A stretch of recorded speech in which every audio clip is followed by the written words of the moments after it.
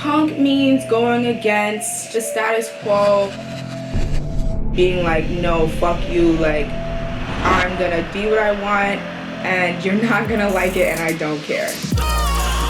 I never thought that like anybody would like accept me, but you're acting too white, or like, why are you trying to dress like white people?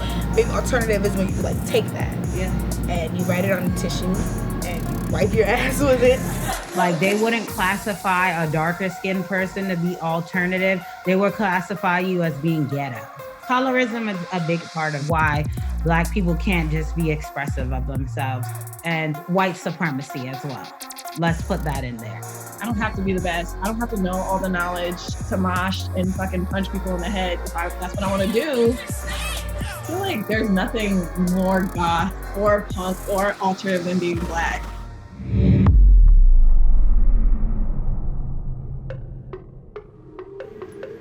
They say the scene isn't about what you look like, but how you feel. Black alternative people have always existed, but it has not been without alienation and ridicule in whichever scene they inhabit, even though it's easy to spot how Blackness and alternative goth and punk style intersect.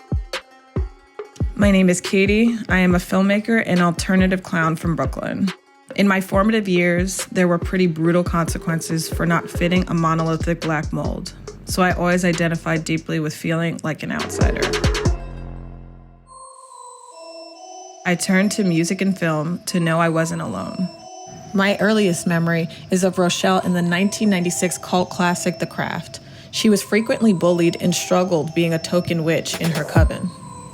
When I look back at the roles I did in the 90s, I kind of call them alterna Black girl magic chick roles, you know what I mean? I did not realize what a big deal it was to be the person of color in basically what would have been an all-white movie. What was your response that you were getting, I guess, after the film had, kind of been out there for a couple years? The thing about a movie like The Craft is it did okay when it was out, right? But it started to grow and become a cult movie. Well, one day I was somewhere random in America in the middle of the country, and I get off an Amtrak train, and there's like a 12-year-old Black girl, and she goes, you're in the movie!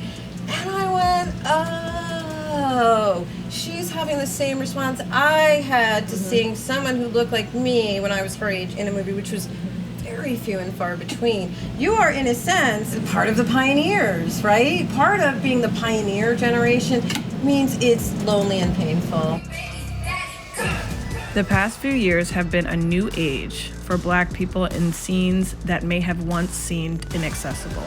Rappers and artists Rico Nasty, Lustic Puppy, and creative makeup artist Raisa Flowers, as they depict self-expression and artistry that have often been made invisible in the Black community and usually perceived as sole domain of white social outcasts. You know that you're a Black girl, right? Your hair's supposed to be sewed in, not spiked up. I did the mohawk with the braids because that was literally kind of at the peak where people was like, she's trying to be white. Most women of color, they prefer to wear their hair like this, and you coming out here with this. Don't ever tell a Black girl what to do with her hair.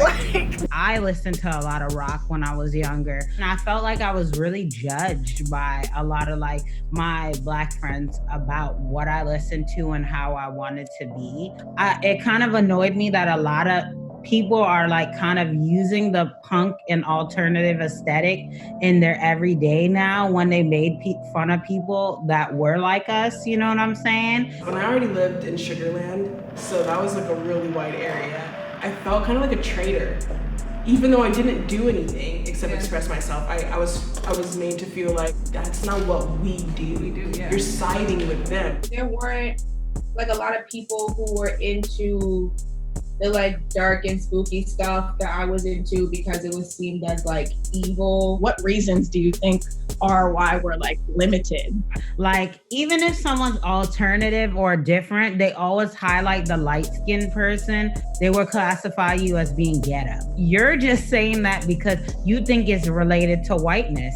I hate that they just put that on the Black community, and just I wish people would be more open and just willing to people who are different. It makes you want to tone it down, y'all can't do it, I see y'all. As Black people in the scene, no matter how much we show up, we are continually confronted by internal and external gatekeepers. We constantly have to prove how authentic we are by unrealistic double standards. What is the craziest reaction you've gotten from somebody for doing something that is considered alternative? The worst reaction I've ever gotten is from a white cis man. Like, I was wearing a metal band shirt, and he like came up to me and was like, who's the first? Like, what was their first album and first fucking song or whatever? And I was like, get the fuck away from me. So because I have on this shirt and I probably like paid to be here and I paid for this merch because I don't know the music, I could be a new fan. Right.